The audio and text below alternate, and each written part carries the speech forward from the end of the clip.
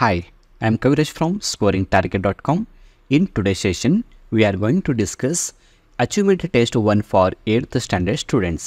ಆತ್ಮೀಯ ವಿದ್ಯಾರ್ಥಿಗಳು, ಇವತ್ತಿನ ತರಗತಿಯಲ್ಲಿ ನಾವು 8ನೇ ತರಗತಿಯ ಮಕ್ಕಳಿಗಾಗಿ ಅಚೀವ್ಮೆಂಟ್ ಟೆಸ್ಟ್ 1 ಅಂದರೆ ಫಾರ್ಮೇಟಿವ್ ಅಸೆಸ್ಮೆಂಟ್ 1 ಅಂತ ಕೂಡ ಕರಿತೀವಿ, ಶಾರ್ಟಲ್ಲಿ FA1 ಅಂತ ಕರಿತೀವಿ.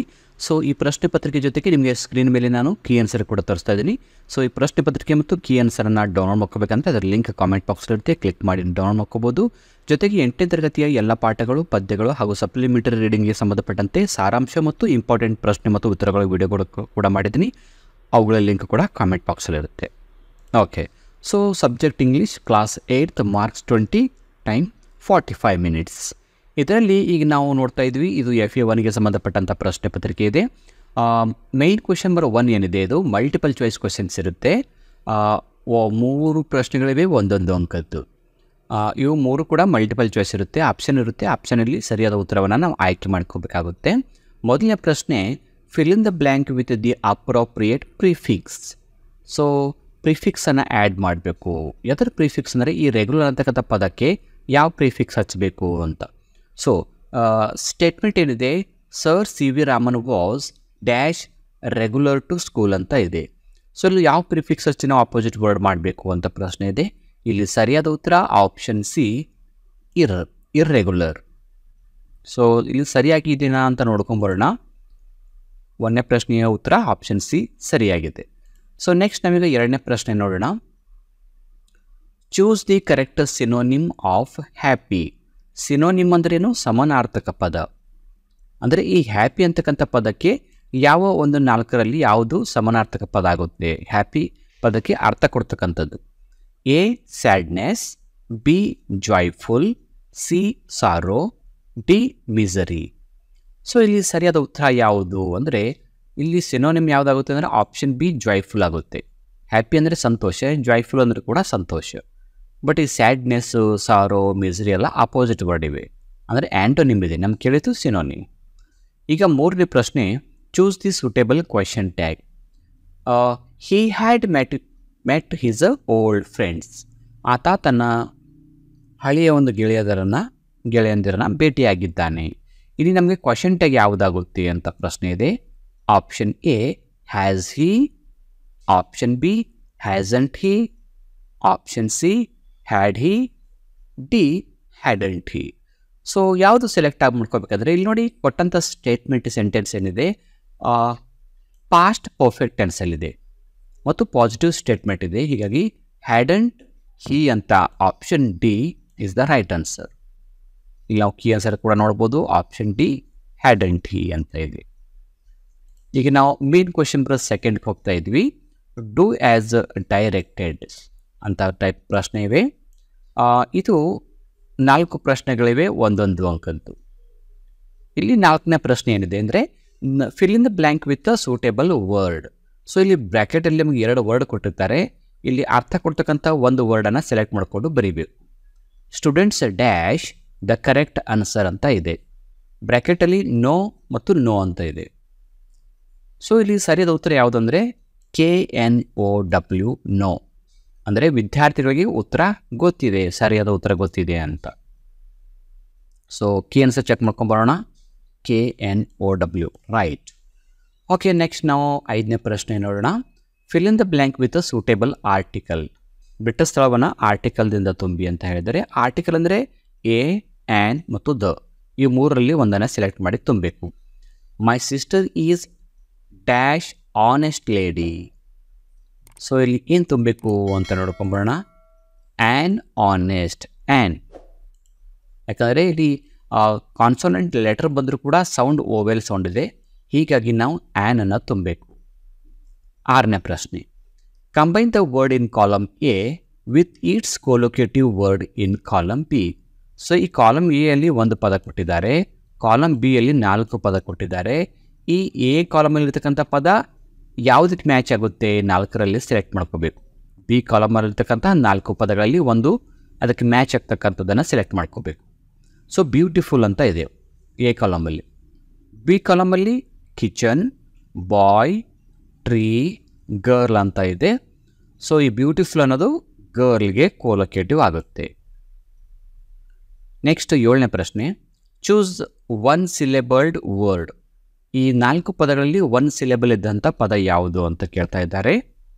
Furniture, school, water, table. So ಇಲ್ಲಿ 1 ಸಿಲೆಬಲ್ ಇದ್ದಂಥ ಪದ ಸ್ಕೂಲ್. ನಾವು ಕೀ ಆನ್ಸರ್ ಕೂಡ ಚೆಕ್ ಮಾಡ್ಕೊಂಬರ್ಬೋದು. ನೋಡಿ, ಸ್ಕೂಲ್ ಅಂತ ಇದೆ. ಈಗ ನೆಕ್ಸ್ಟ್ ಮೇನ್ ಕ್ವೆಶನ್ ಥರ್ಡ್ಗೆ ಹೋಗೋಣ.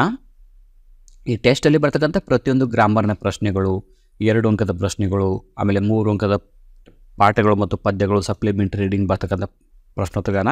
ಈ ಪ್ರಶ್ನೋತ್ತರನ ನೀವು ಓದ್ಕೊಂಡ್ರೆ ಮುಂದೆ ನಿಮಗೆ ಹಾಫ್ ಇಯರ್ ಎಕ್ಸಾಮ್ ಮತ್ತು ಆ್ಯನ್ಯುವಲ್ ಎಕ್ಸಾಮ್ ಕೂಡ ಹೆಲ್ಪ್ ಆಗುತ್ತೆ.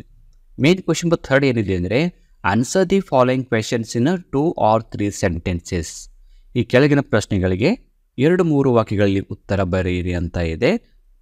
3 ಪ್ರಶ್ನೆಗಳಿವೆ, 2 ಅಂಕದ್ದು, ಒಟ್ಟಾರೆ 6 ಅಂಕ. ಸೊ ಇಲ್ಲಿ ನಾವೀಗ 8ನೇ ಪ್ರಶ್ನೆ ನೋಡ್ತಾ ಇದ್ವಿ.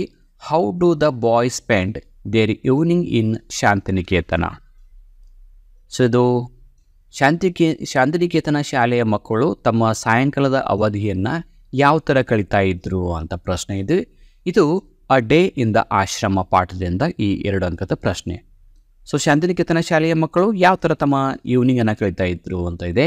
ಸೊ ಆನ್ಸರ್ ನೋಡ್ಕೊಂಬರೋಣ. In the evening boys play in the field. So ಸಾಯಂಕಾಲ ಮಕ್ಕಳು ಏನು ಮಾಡ್ತಿದ್ರು ಅಂದರೆ ಆಟದ ಮೈದಾನಕ್ಕೆ ಹೋಗಿ ಆಟ ಆಡ್ತಿದ್ರು. They play a variety of games, especially football. ಅವರು ಬೇರೆ ಬೇರೆ ಪ್ರಕಾರದ ಆಟಗಳನ್ನು ಆಡ್ತಿದ್ರು, ಅದರಲ್ಲಿ ಮುಖ್ಯವಾಗಿ ಫುಟ್ಬಾಲ್ ಆಡ್ತಾ ಇದ್ರು. After the game the boys return from the play fields. So ಆಟ ಆಡಿದ ನಂತರ ಅಲ್ಲಿಂದ ಅವರು ಹೊರಡ್ತಾ ಇದ್ರು. All the boys sit to meditate in silence for a short time.